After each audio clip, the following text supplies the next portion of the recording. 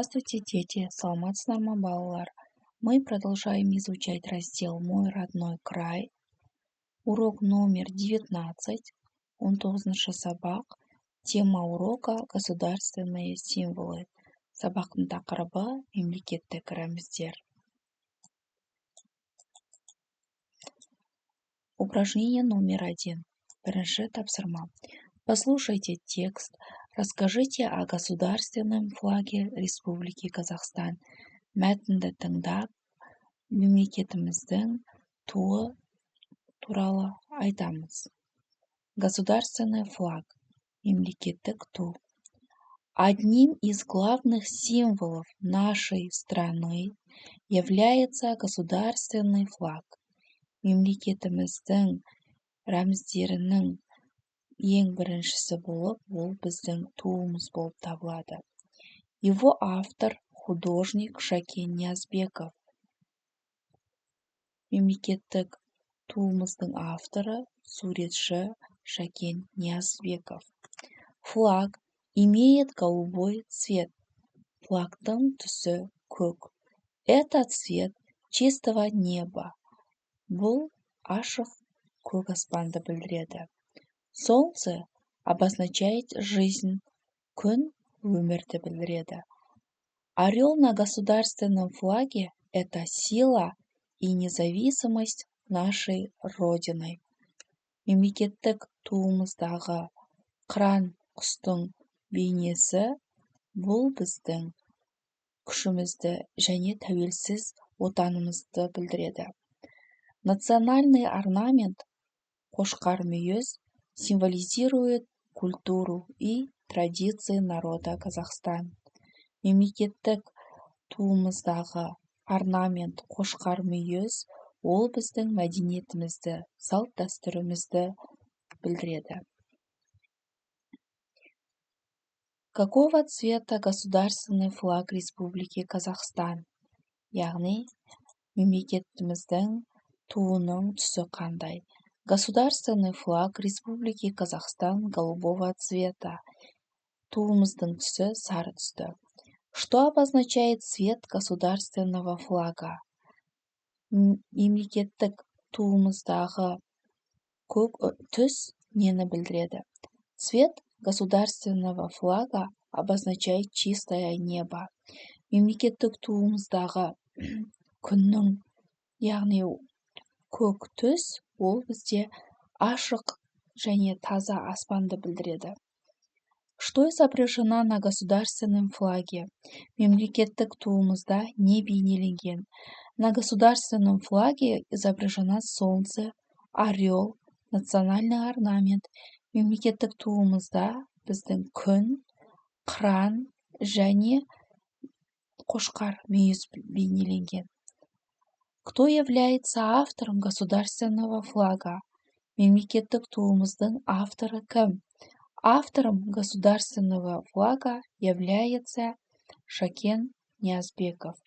Флаг – ту, герб – елтаңба, государственный – мемлекеттік, независимость – тәуелсіздік, орнамент – ою-өрнек, культура – мәдениет, традиция – салт-дәстүр, небо – аспан, солнце – күн, орел – қыран.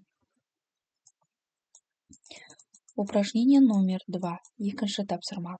Назовите государственные символы Республики Казахстан. Мемлекетіміздің символдарын, яғни рәміздерін ата деп жатыр. На первой картинке флаг Республики Казахстан. Бірінші суретте мемлекетіміздің туы. А на второй картинке изображена герб Республики Казахстан. Екінші суретте мемлекетіміздің елтаңбасы бейнеленген. Упражнение номер 3. Үшінші тапсырма. Напиши в тетради предложение о государственных символах Республики Казахстан. Дәптерлеріңе сөйлемдерді көшіріп жазыңдар. Это государственный флаг Республики Казахстан. Бұл мемлекетіміздің туы. Это государственный герб Республики Казахстан. Ал мынау мемлекетіміздің елтаңбасы. Упражнение номер 4. Төртінші тапсырма. Напиши предложение в тетради, запомни его. Сөздерді дәптерімізге көшіріп жазамыз және есте сақтаймыз. Флаг, герб и гимн нашей страны объединяют весь народ. Гимн – это торжественная песня. Упражнение номер 5. Бесінші тапсырма. Прочитайте, расскажите, что вы узнали из рассказа ребят. Мәтінді оқимыз және мына балалардың әңгімелесуінен не байқадыңдар, соны сұрап жатыр. Ребята, вы знаете, что изображено на государственном гербе нашей страны? Балалар, сендер білесіңдер ме, мемлекеттік гербте, яғни елтаңбада не бейнеленгені? Там изображена крылатые кони. Ол жерде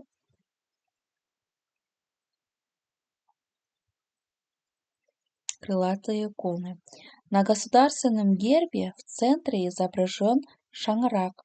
От него, как солнечные лучи, расходятся луки.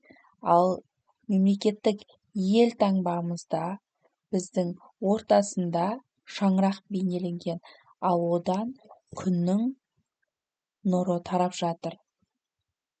Государственный герб нашей страны золотого цвета. Он изображен на голубом фоне. Мемлекеттік елтаңбамыздың түсі алтын түсті. Вверху изображена звезда с 5 лучами.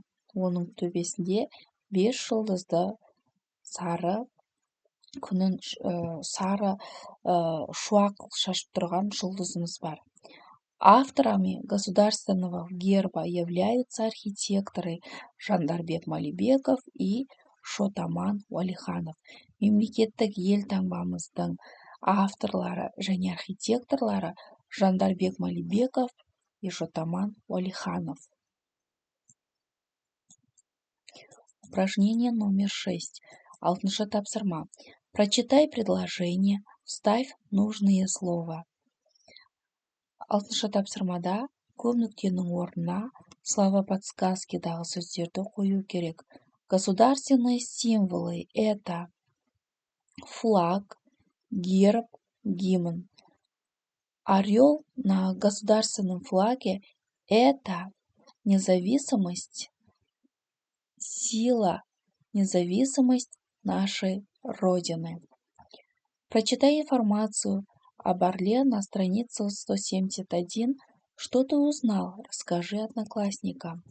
Кітабымыздағы 171 беттегі, яғни орел құсының толық айтылып, ол қандай құс екенін сол мәтінді оқыңдар деп жатыр. Орел – крупная хищная птица с согнутым клювом и большими ногтями. Қыран ол бізде өте жыртқыш құс болып есептеледі, өте аяқтары үлкен. Живет в степях или горах. Ол жазық далада немесе тауларда өмір сүреді. Гнезда строит на ветвях деревьев или скалах. Ол өзінің ұясын талдарда салады. Питается ящерицами, змеями, мелкими птицами, которых ловит в полете. Орел хорошо различает цвета. Это сильная и гордая птица, изображена на государственном флаге Республики Казахстан. Балалар, бүгінгі сабағымыз осымен аяқталды. Каналыма тіркеліп, лайк басып кетуді ұмытпаңыздар.